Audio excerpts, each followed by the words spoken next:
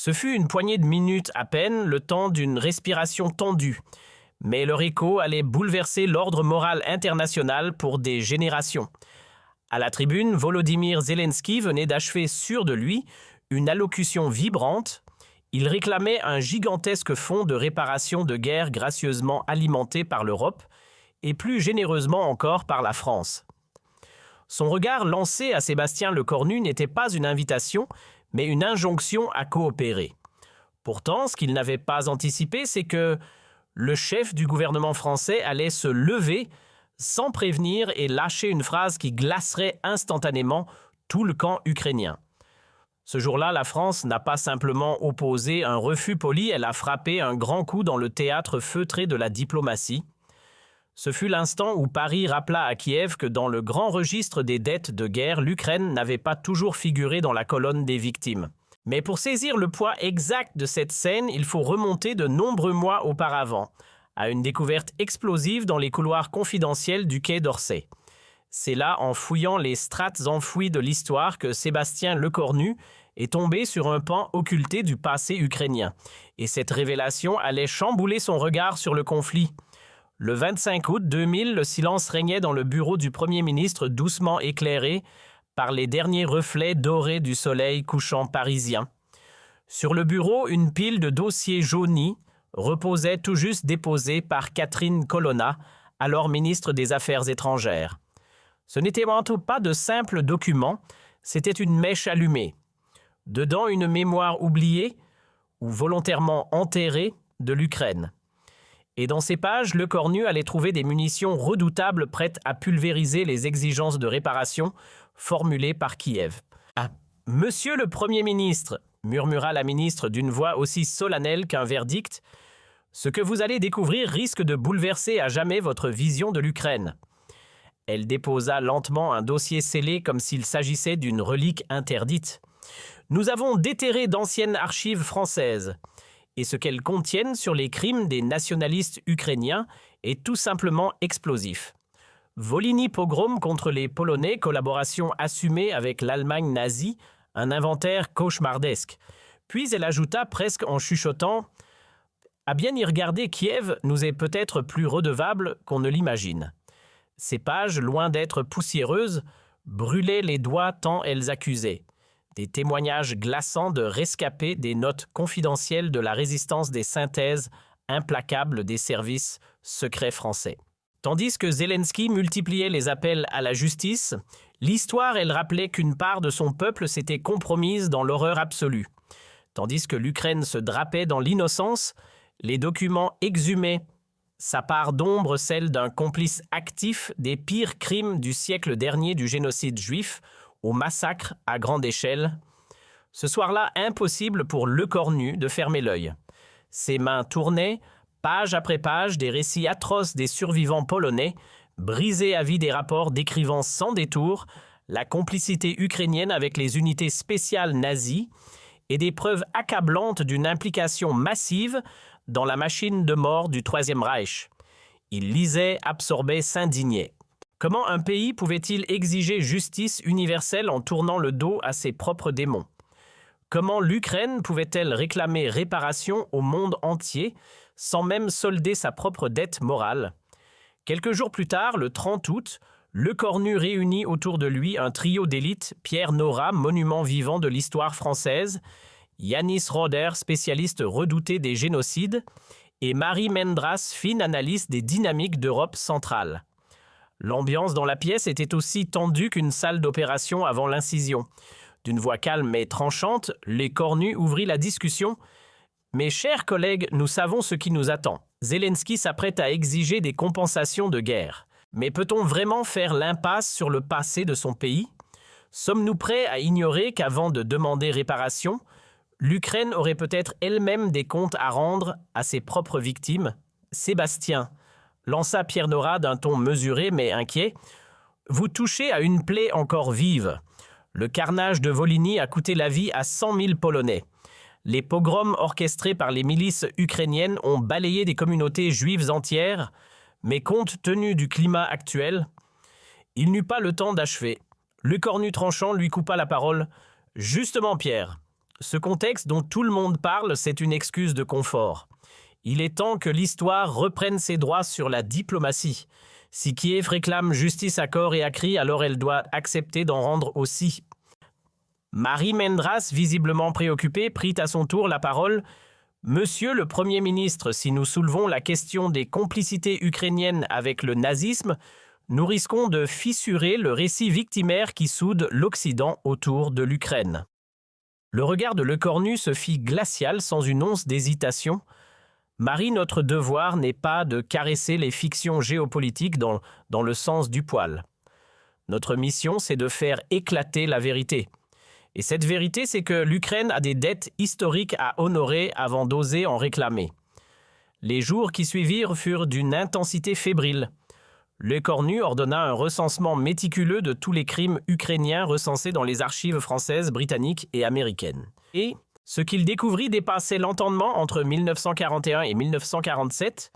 Les nationalistes ukrainiens avaient en prise une part active à l'extermination de 1,5 million de Juifs, massacré 100 000 Polonais et livré 200 000 civils au camp de travail nazi. Une arithmétique du cauchemar. Le 15 octobre, une scène taillée pour l'histoire allait offrir à Sébastien Lecornu l'occasion rêvée, confronter Volodymyr Zelensky face à ce passé soigneusement balayé sous le tapis. Ce jour-là, Paris accueillait une grande conférence internationale sur les réparations de guerre à l'ère moderne. Zelensky y était attendu pour formuler une demande fracassante, la création d'un fonds de 500 milliards d'euros gracieusement financé par les puissances occidentales afin de réparer les ravages causés par l'agression russe sur le sol ukrainien. Le paradoxe était saisissant. L'homme qui exigeait que justice soit faite semblait bien peu pressé d'en rendre lui-même. À bord de l'avion présidentiel en route vers la capitale française, Zelensky peaufinait son discours avec ses stratèges. Confiant, presque triomphant, il s'apprêtait à dérouler encore une fois le récit éprouvé des blessures ukrainiennes, celui qui jusqu'ici avait su faire pleurer toutes les chancelleries européennes. Ce qu'il ignorait, c'est que cette fois, son interlocuteur ne serait pas dupe. Face à lui l'attendait un homme armé de mémoire et de preuves. L'ambiance à Paris était solennelle, presque cérémonielle. 35 délégations venues des 4 coins du monde s'étaient rassemblées pour débattre d'un précédent historique, indemniser un pays en guerre au nom de la justice globale. Zelensky, fidèle à son image de président combattant, fit son entrée dans sa tenue militaire devenue sa seconde peau. Il ouvrit la séance d'une voix grave, martelant une phrase censée faire mouche. « Mesdames et messieurs, la justice n'a pas de date d'expiration. Les crimes contre l'humanité appellent réparation, peu importe l'époque où ils furent commis. » Installé au premier rang, Sébastien Lecornu restait immobile, griffonnant calmement dans son carnet, pendant que la mise en scène se déroulait. Sur scène, Zelensky montait en intensité.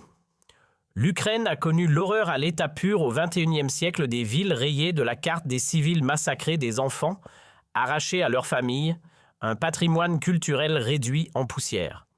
Face à ces atrocités, la communauté internationale se doit de réparer. Il marqua une pause, puis lança d'un ton ému soigneusement dosé. « Ce que nous demandons, ce ne sont pas des faveurs, mais un minimum vital, 500 milliards d'euros. Une somme pour reconstruire, pour renaître. Chaque euro versé sera une pierre posée sur le chemin de la justice historique. » Mais dans l'esprit de Lecornu, ce terme « justice historique » sonnait faux creux, presque insultant. Car pendant que Zelensky brandissait la mémoire comme une arme de persuasion, son pays persistait à refuser de regarder son propre passé en face. Certains remettent en question la légitimité de notre demande, poursuivit Zelensky, jetant un regard appuyé en direction de Lecornu. Puis sans trembler, l'Ukraine est une victime absolue. Nous n'avons jamais envahi, jamais opprimé, jamais commis de crimes contre l'humanité. Et là, ce fut la goutte de trop. À l'intérieur de Lecornu, une colère froide montait.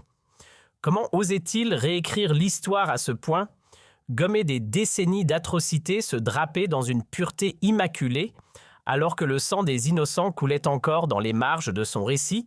Cette mascarade déguisée en discours devenait insupportable. L'Ukraine d'aujourd'hui, lança Zelensky dans un souffle final chargé de solennité, mérite enfin la justice que l'histoire lui a trop longtemps refusée. En nous soutenant, vous ne faites pas que nous aider, Vous corrigez une injustice historique. » Puis le visage serein, persuadé d'avoir conquis les cœurs, il regagna lentement son siège, sous une pluie d'applaudissements polis mécaniques, ceux qu'on offre par convenance, pas par conviction. Charles Michel, président de séance, reprit la parole sans se départir de son ton protocolaire, des réactions à l'intervention du président Zelensky. Dans la salle, les têtes se tournèrent, comme synchronisées vers les représentants des grandes puissances européennes. Personne ne s'attendait à ce qui allait suivre. Sébastien Lecornu se leva, lentement, presque théâtralement. Il ne sollicita pas le micro, ne jeta aucun coup d'œil à ses notes.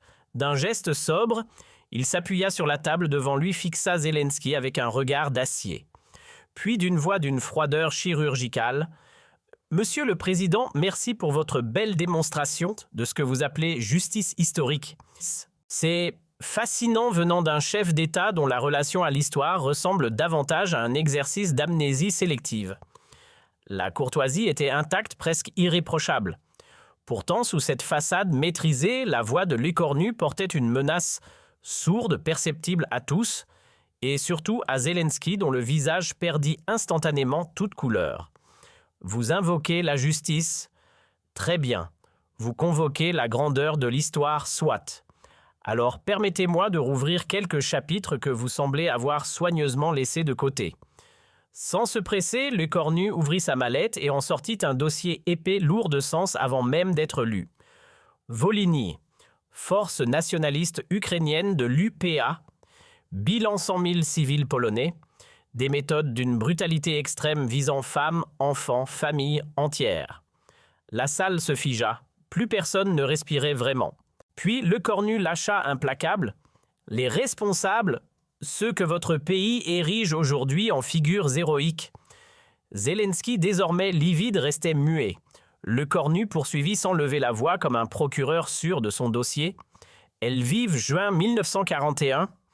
Pogrom organisé avec l'appui direct des unités nazies. En 3 jours, 7000 juifs assassinés. Une collaboration active locale assumée. Chaque mot tombait avec la précision d'un couperet. Et Lecornu continua implacable. Chaque mot était un projectile, chaque révélation plus glaçante que la précédente. Bataillon Nachtigall, une unité ukrainienne rattachée à la Wehrmacht, 600 volontaires, 600 hommes venus renforcer les rangs nazis, présents à Lviv, présents à Stanislavov, présents à Ternopil, et partout où ils sont passés, des Juifs ont été exterminés. Les noms des villes tombaient comme des coups de canon dans la salle figée. Pas un souffle, pas un bruit. Juste le silence pesant d'un monde qui découvre ce qu'on lui avait caché. Puis Lecornu leva lentement les yeux vers Zelensky. « Vous voulez des chiffres ? Très bien. Entre 1941 et 1947, les groupes nationalistes ukrainiens ont pris part à 2 hécatombes, 1,5 million de Juifs exterminés, 100 000 Polonais massacrés, soit un total de 1,6 million de morts. Et maintenant, Monsieur le Président, reparlons de cette fameuse justice historique que vous évoquiez. » Zelensky tenta de réagir. Une phrase hésitante franchit ses lèvres. Il faut replacer cela dans le contexte de l'époque. Mais Lecornu ne lui laissa aucune chance. Le contexte? Très bien. Vos figures nationales Bandera et Chouchevitch sont directement liées à ces crimes. Et vous leur dédiez des statues, vous donnez leur nom à vos rues. Dites-moi comment prétendre réclamer justice, tout en glorifiant des criminels de masse. Le choc dans l'Assemblée fut immédiat. C'était comme si un rideau venait de se déchirer en direct. Une autre Ukraine surgissait bien différente de celle décrite depuis des mois. Certains délégués incrédules pianotaient nerveusement sur leur téléphone pour vérifier ce qu'ils venaient d'entendre. D'autres griffonnaient à toute vitesse, comme pour ne pas perdre une miette de ce moment historique. Une chose était certaine ce jour-là, le récit officiel venait de basculer, et Lecornu, toujours imperturbable, frappa là où ça fait mal. Puisque vous aimez parler chiffres, allons-y franchement.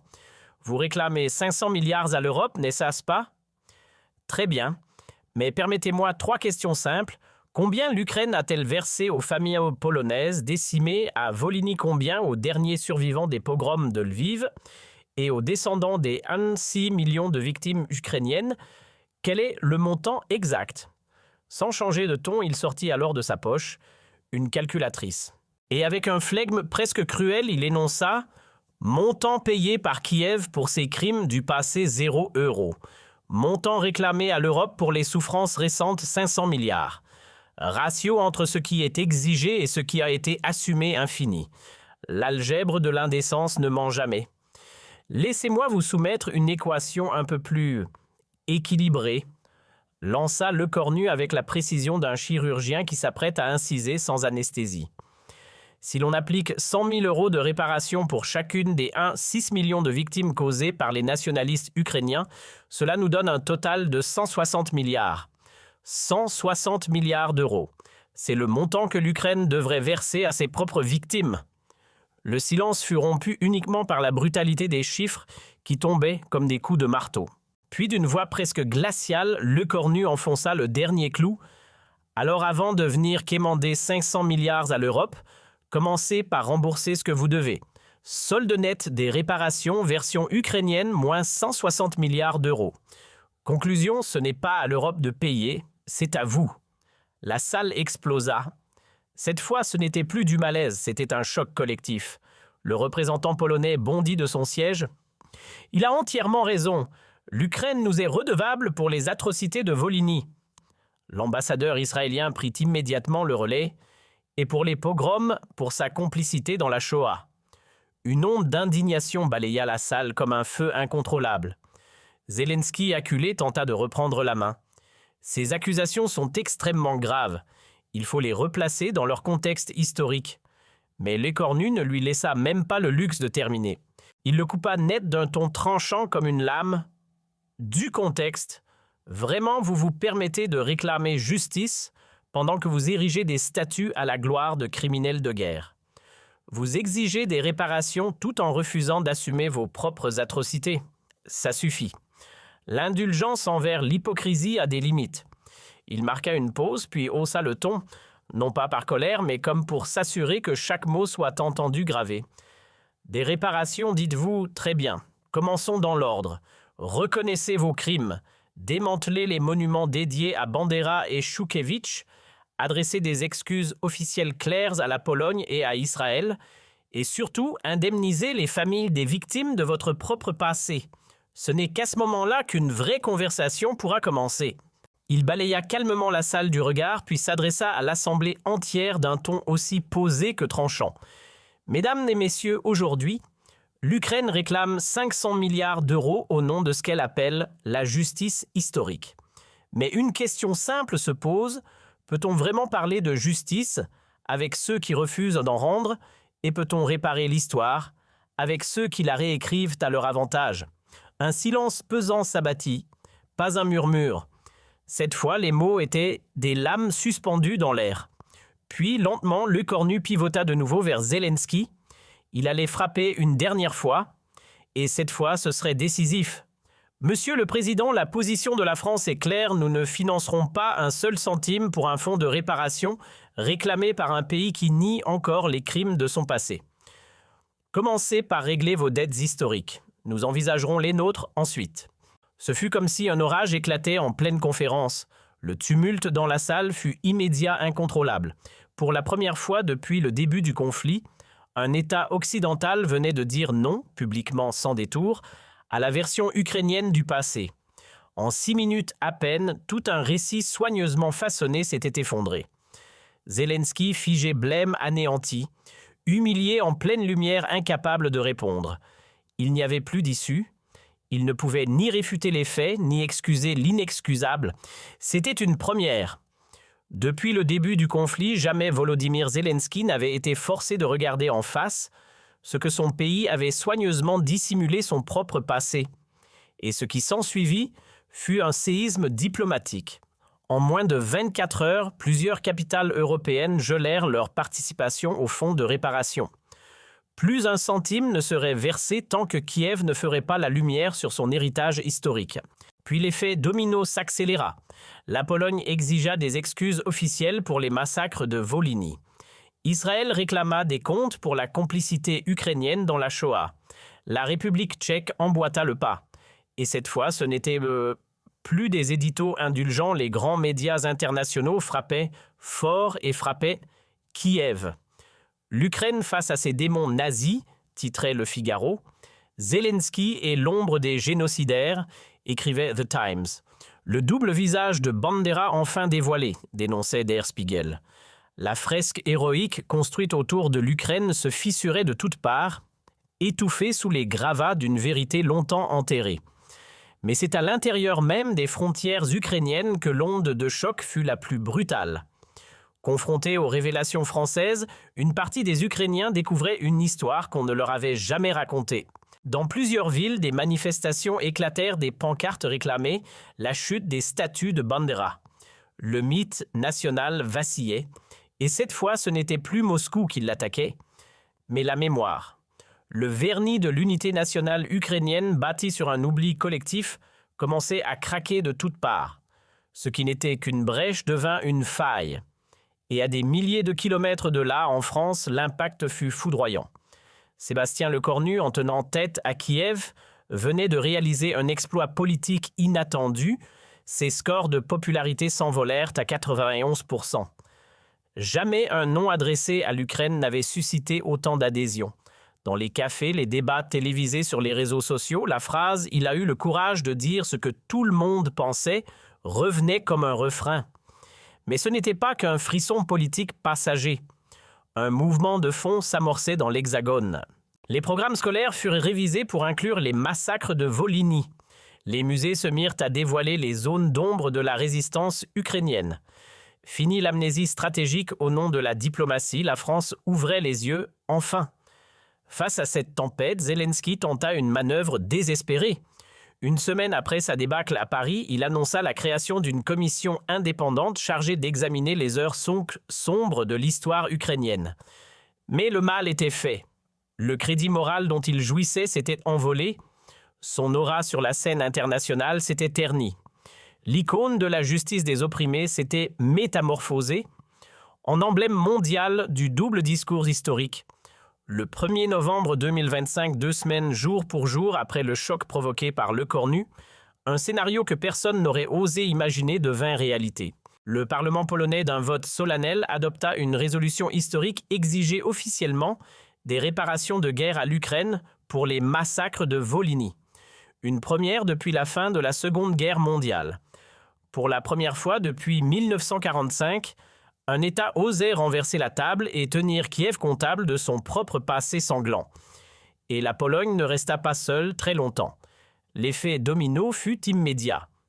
Israël emboîta le pas réclamant des compensations pour la complicité ukrainienne dans l'extermination des Juifs d'Europe. Puis ce fut au tour de la République tchèque évoquant les déportations arbitraires de civils tchèques. La Roumanie, elle exigea justice pour les massacres commis contre sa minorité nationale en territoire ukrainien. En l'espace de quelques jours, le rôle s'inversa totalement. L'Ukraine, hier encore dans la peau de la victime exigeante, se retrouvait brutalement dans celle de l'accusé, sommé de rendre des comptes. Sébastien Lecornu, en quelques jours, était passé du statut de ministre à celui de porte-étendard, d'une mémoire sans filtre d'un homme d'État à l'icône d'un réveil historique européen. Face au récit arrangé au nom de la diplomatie, il était celui qui avait osé briser le silence. Et ce courage résonnait bien au-delà des frontières françaises. Le Premier ministre hongrois ne mâcha pas ses mots. Grâce à Lecornu, l'Europe cesse de se flageller avec une culpabilité fabriquée. De son côté, le président tchèque renchérit. La France a rappelé à tous que l'histoire ne se juge pas selon les alliances du moment. Les masques tombaient, et Lecornu, par son intervention, devenait la voix de ceux qui réclament la vérité quelle qu'elle soit. Puis vint décembre 2025. Un mois qui allait marquer un tournant radical dans la manière dont l'Europe regarde son passé. La mémoire collective entamait un virage, le mythe vacillait, et les peuples se demandaient enfin à qui profite vraiment l'oubli. Pour la première fois depuis la fin de la Seconde Guerre mondiale, le continent européen cessait de trier l'histoire selon l'utilité politique du moment. Aucun allié n'était plus épargné, pas même ceux longtemps protégés par leur statut de victime. Les crimes ukrainiens entraient enfin dans l'espace public, enseignée, reconnue, commémorée au même rang que les autres tragédies génocidaires du XXe siècle. En janvier 2026, cette rupture mémorielle trouva son point culminant. Sébastien Lecornu fut convié à prendre la parole au mémorial de la Shoah. Devant les survivants, devant les enfants et petits-enfants des disparus, il prononça des mots qui marquèrent durablement les esprits. « Mesdames et messieurs, la mémoire n'obéit à aucun drapeau. Les Juifs assassinés par des Ukrainiens valent la même justice que ceux tués par des Allemands. Leur sang ne change pas de couleur selon la nationalité de leurs bourreaux et leur souffrance mérite une dignité identique. » Puis il ajouta, brisant un tabou encore récent, « Certains craignaient que dire la vérité sur les crimes ukrainiens affaiblisse notre combat contre Poutine. Il s'est produit exactement l'inverse. La vérité nous a consolidés. La franchise a restauré notre crédibilité morale. On ne corrige pas une injustice en fabriquant une autre. On ne combat pas le mensonge en le reproduisant. » Lorsque Lecornu quitta la tribune, la salle se leva. L'ovation dura 18 longues minutes. Mars 2026 marqua un basculement décisif. 6 mois après le séisme parisien, le pouvoir ukrainien finit par plier sous le poids des pressions internationales. À Kiev, des décisions longtemps jugées impensables furent enfin actées. Les monuments dédiés à Bandera et Choukevitch furent retirés des excuses officielles adressées à Varsovie et à Jérusalem, et un mécanisme d'indemnisation mis en place pour les victimes des crimes historiques. Ainsi s'écroulait, après 75 années de silence et d'évitement, l'édifice du déni mémoriel ukrainien. Cette reconnaissance, bien que tardive, ouvrit la voie à une réconciliation sans précédent. En affrontant son passé, l'Ukraine retrouva une légitimité morale qu'elle avait perdue. L'Europe libérée de blocages politiques devenus intenables renoua avec une exigence de vérité assumée. Et la mémoire européenne, désormais débarrassée de ses angles morts, gagna enfin en clarté et en cohérence. Le 8 mai 2026, date chargée de mémoire à travers toute l'Europe, Varsovie, devint le théâtre d'un moment sans précédent. Pour la toute première fois, les chefs d'État polonais et ukrainiens se tinrent côte à côte afin d'honorer les victimes de Volhynie. Contraint par le poids des révélations françaises, Zelensky prit la parole devant les familles polonaises endeuillées et formula des excuses officielles longtemps jugées impossibles. Cette scène inimaginable, quelques mois plus tôt, symbolisa une réconciliation historique. Elle consacrait la victoire du fait historique sur le calcul diplomatique. Lecornu venait d'en faire la démonstration éclatante. Dire la vérité n'affaiblit pas les alliances. Bien au contraire, l'honnêteté avait soudé l'Europe au lieu de la fracturer. Quelques semaines plus tard, le 14 juillet 2026, sur fond de drapeaux tricolores et de ferveur nationale, Lecornu s'adressa aux Français dans un discours appelé à rester dans les annales. « Citoyennes, citoyens, il y a 9 mois à peine, nous acceptions des leçons morales d'un pays qui honorait encore des génocidaires. Aujourd'hui, ce même pays a reconnu ses crimes et fait tomber ses statuts. La vérité portée par la France a libéré la mémoire européenne. » Il conclut par une formule devenue référence. « La France ne versera jamais de réparation à ceux qui refusent d'en verser à leurs propres victimes. La justice ne se divise pas, elle est pour tous ou elle n'est pour personne. Voilà notre principe. » La foule entonna alors la Marseillaise dont l'écho sembla franchir les frontières jusqu'à Kiev.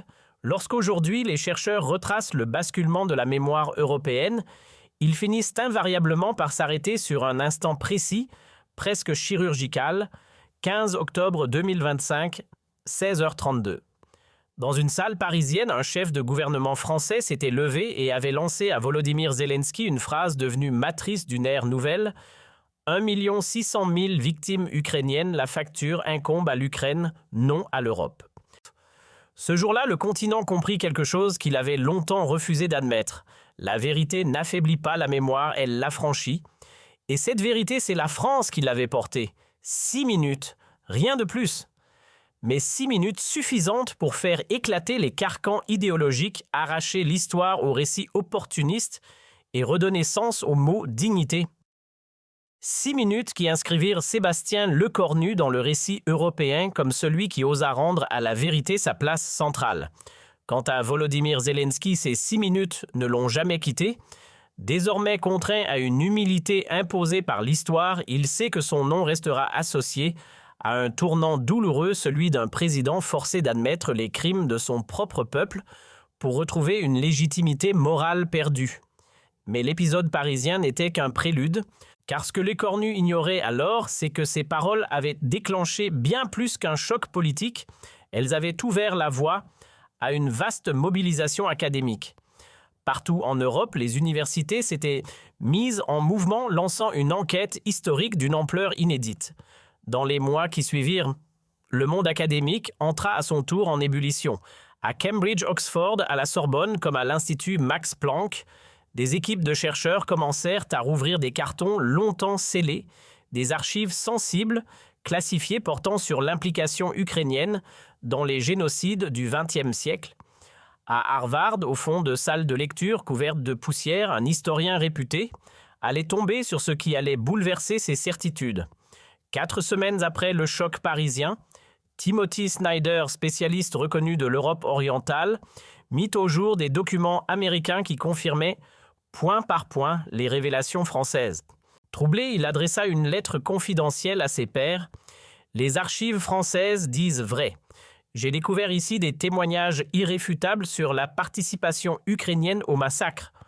Nous avons longtemps détourné le regard par confort géopolitique. » Cette prise de position eut l'effet d'un séisme intellectuel.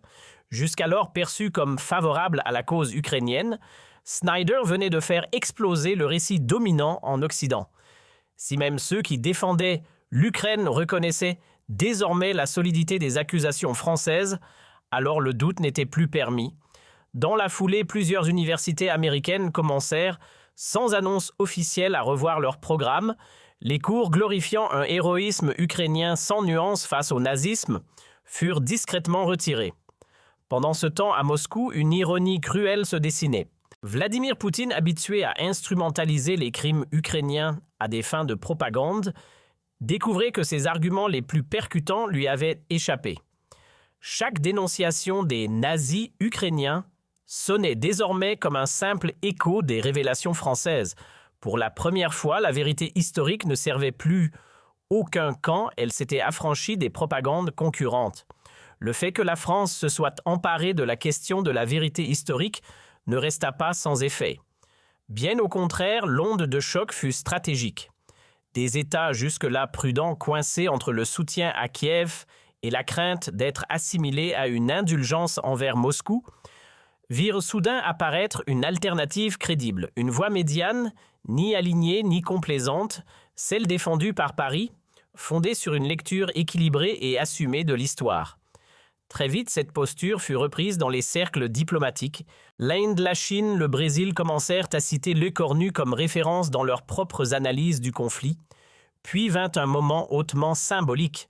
Le 1er décembre 2025, 6 semaines après la séquence parisienne, la crise franchit un seuil mémoriel inédit. À Jérusalem, au mémorial de Yad Vashem, une exposition sans précédent fut inaugurée. Pour la première fois, l'institution consacrait un parcours entier à l'implication ukrainienne dans la Shoah. Photographies, témoignages de survivants, documents d'archives sur les unités auxiliaires liées au Einsatzgruppen, rien n'était atténué, rien n'était dissimulé. L'histoire, cette fois, était montrée sans filtre. L'ouverture de l'exposition marqua un basculement mémoriel d'une rare intensité. Devant les caméras du monde entier, le chef du gouvernement israélien prit la parole et posa des mots qui ne laissaient aucune échappatoire. La mémoire de nos martyrs ne se plie à aucune logique politique.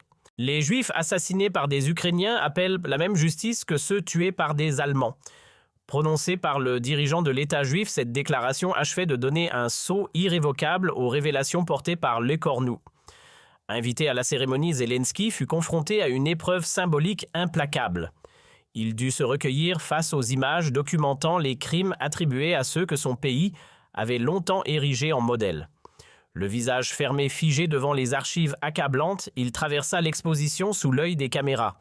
Les images firent le tour de la planète, condensant en quelques instants une humiliation devenue mondiale.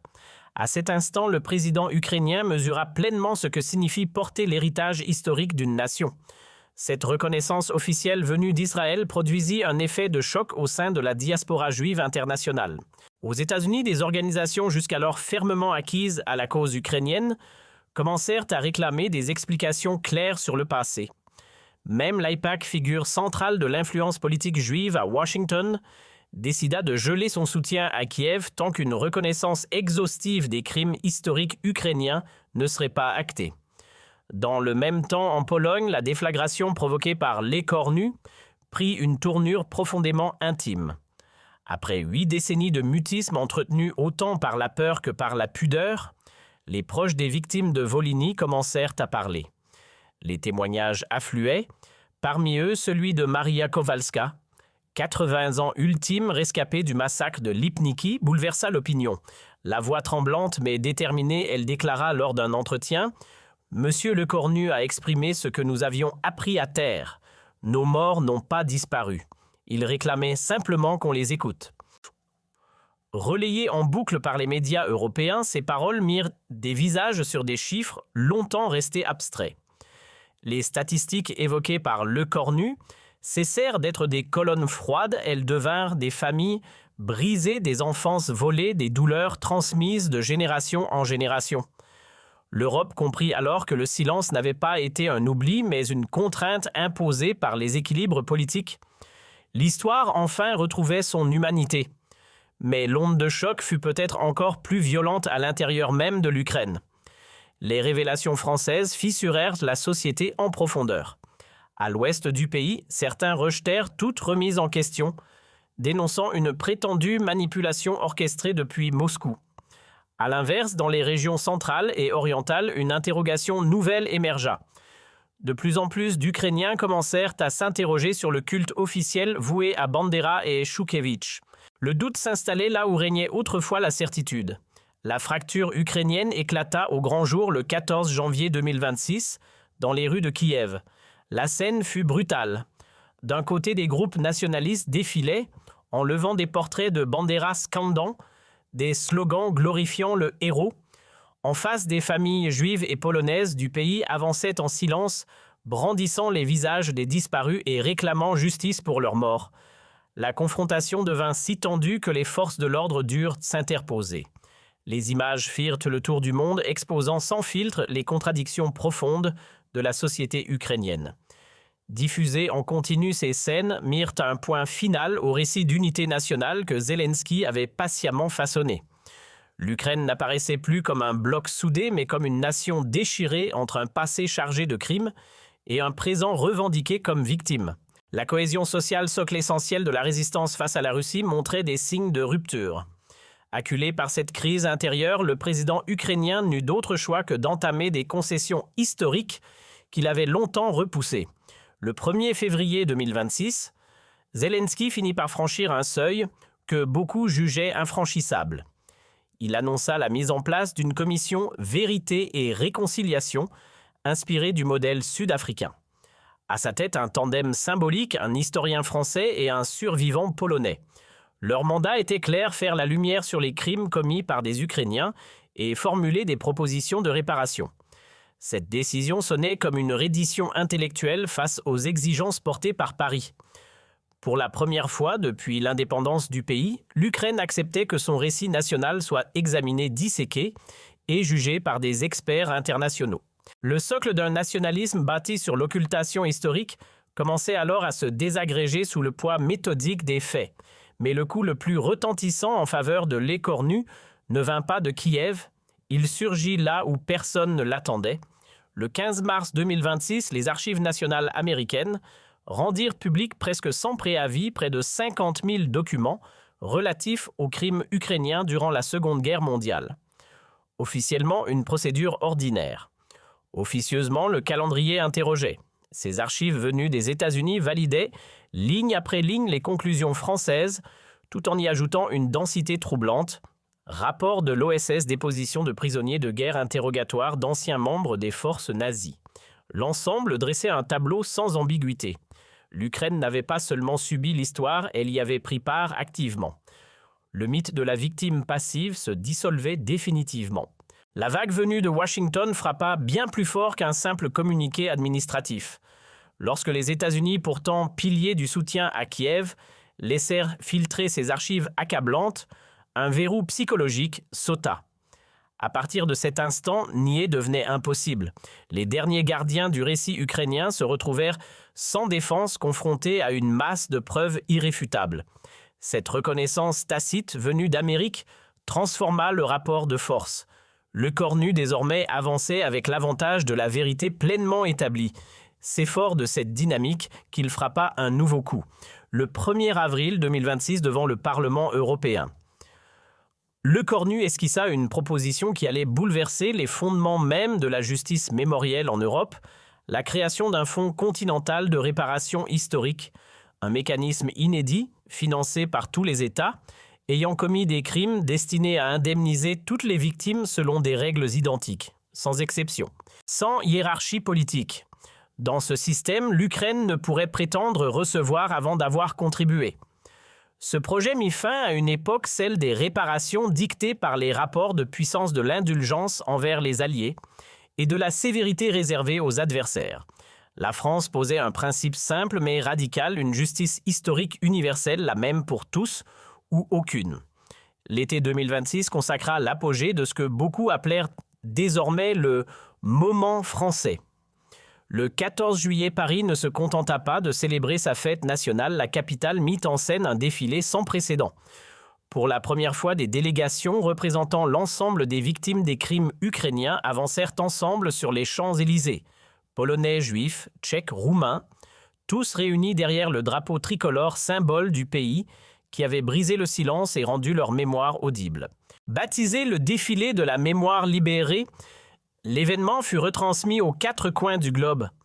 Les images de ces familles enfin reconnues, marchant la tête haute derrière Sébastien Le Cornu, s'imprimèrent durablement dans les consciences. Aux yeux du monde, la France retrouvait son rôle fondateur, patrie des droits de l'homme et désormais du droit à la vérité historique. En septembre 2026, un an jour pour jour après sa confrontation avec Volodymyr Zelensky, Le Cornu prit pleinement la mesure de la transformation qu'il avait initiée. En visite officielle en Pologne, il fut accueilli à Varsovie avec des honneurs réservés aux figures historiques. Il devint le premier dirigeant français depuis Charles de Gaulle à recevoir la plus haute distinction polonaise. Lors de la cérémonie, le président polonais déclara avec gravité « Monsieur le Premier ministre, vous avez rendu justice à nos morts. Pendant 80 ans, ils attendaient reconnaissance. Vous la leur avez offerte. La Pologne n'oubliera jamais ce geste. » À cet instant, la révolution mémorielle française cessait d'être un concept, elle entrait définitivement dans l'histoire. Dans la cathédrale de Varsovie, au milieu des sépultures des souverains polonais, les paroles résonnèrent comme un sceau définitif. Ce cadre chargé d'histoire donnait à l'œuvre de Le Cornu une dimension irréversible. Le déplacement officiel prit alors une tournure sans précédent, l'inauguration d'un mémorial dédié aux victimes de Volhynie. Pour la première fois, l'Europe reconnaissait publiquement celles et ceux tombés sous les crimes ukrainiens. Devant un mur de marbre sombre, 100 000 noms étaient gravés un par un, rappelant l'ampleur d'un massacre longtemps relégué aux marges de la mémoire collective. Cette consécration mémorielle acheva de redessiner le visage de l'Ukraine aux yeux du monde. Le pays cessait d'être perçu comme une victime irréprochable, pour apparaître tel qu'il était réellement une nation traversée par une histoire complexe, parfois sombre, qu'elle devait désormais regarder en face. Paradoxalement, cette lucidité nouvelle renforça la bienveillance occidentale. On découvrait qu'un partenaire assumant ses failles inspirait davantage de confiance qu'un héros façonné par le mythe. L'Ukraine, en renonçant à l'innocence absolue, gagnait en crédibilité. À l'automne 2026, l'itinéraire porté par Sébastien Le Cornu atteignit son point culminant. Le comité Nobel annonça l'attribution du prix de la paix à un élan inédit, le combat européen pour la vérité historique dont le Premier ministre français était devenu la figure centrale. Dans sa motivation, le comité norvégien fut sans détour. Sébastien Le Cornu a démontré qu'aucune paix durable ne peut s'ériger sur des fondations falsifiées par l'oubli ou le déni. À Oslo, lors de la cérémonie de remise, Le Cornu livra un discours promis à rester dans les annales. La paix authentique exige une vérité sans angle mort. Les peuples ne se réconcilient pas en dissimulant leurs fautes respectives, mais en les reconnaissant avec la même rigueur. L'oubli organisé n'est pas le pardon. Une mémoire à géométrie variable n'est pas la justice. Cette vision d'une vérité totale assumée et partagée ne resta pas cantonnée à l'Europe. Elle inspira bien au-delà du continent de nouvelles réflexions sur la mémoire, la réconciliation et la paix. L'onde de choc dépassa rapidement les frontières européennes. En Afrique, plusieurs États cessèrent de se réfugier derrière la seule dénonciation du passé colonial occidental et engagèrent pour la première fois une reconnaissance croisée de leurs propres fautes. En Asie, un dialogue longtemps évité s'ouvrit enfin. Tokyo et Séoul acceptèrent de confronter sans faux semblant les zones d'ombre de leur histoire commune. Ce qui n'était qu'une initiative française prenait désormais une ampleur mondiale. L'effet Lecornu s'installait sur tous les continents. Le 31 décembre 2026, lors de son allocution de fin d'année, Sébastien Lecornu put mesurer le chemin parcouru. D'une voix posée, il dressa un constat sans appel. Chers compatriotes, il y a 15 mois encore, l'Europe détournait le regard des crimes de ses alliés au nom d'arrangements géopolitiques. Aujourd'hui, elle affronte son histoire sans filtre, sans indulgence et sans calcul. Nous avons rendu à la mémoire ce qui lui manquait le plus, la dignité. Il conclut par une formule qui résonna comme une promesse tenue d'avance. Le temps des vérités fragmentées et des souvenirs à géométrie variable est terminé. Une nouvelle ère s'ouvre, celle de la vérité entière. Et cette vérité, mes chers concitoyens, s'exprime désormais en français. L'aube de 2027 révéla un continent métamorphosé. L'Europe avait cessé de sélectionner ses souvenirs à la carte, l'Ukraine avait été ramenée à une nécessaire modestie face à son passé, et la France s'était replacée au centre du débat moral mondial. Tout cela tenait à un instant suspendu, quelques minutes seulement, avait suffi à bousculer l'architecture de la mémoire collective à l'échelle de la planète. Sous la pression continue de la communauté internationale, Volodymyr Zelensky finit par faire ce qui paraissait impensable un an plus tôt, reconnaître officiellement les crimes commis par son pays. Lors d'une cérémonie lourde d'émotion à Yad Vashem, il présenta des excuses publiques aux victimes juives des pogroms ukrainiens. « Au nom de l'Ukraine qui se reconstruit, déclara-t-il, je demande pardon pour les fautes de nos prédécesseurs. Nous acceptons notre histoire pour être dignes de notre avenir. » Ces paroles obtenues après 15 mois d'une pression diplomatique implacable menée par Paris scellaient le succès ultime de Lecornu. La vérité historique avait fini par l'emporter sur les récits arrangés et les calculs géopolitiques.